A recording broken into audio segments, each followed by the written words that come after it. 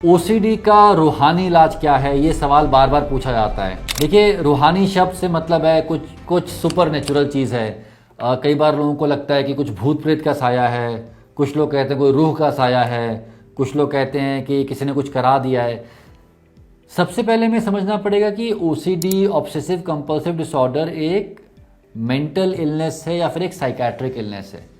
जैसे बाकी शरीर के अंग बीमार पड़ सकते हैं, वैसे ही आपका दिमाग भी बीमार पड़ सकता है।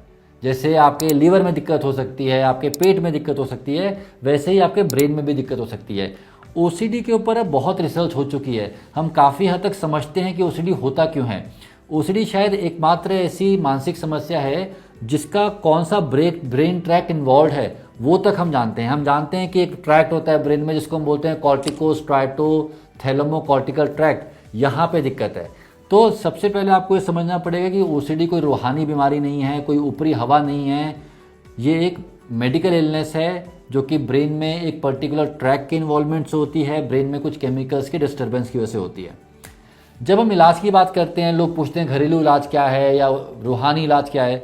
देखिए, अगर सिम्टम बहुत कम है, कभी कभार कोई सिम्टम आ रहा है, तो पहली बात तो उसको हम ओसीडी बोलेंगे ही नहीं।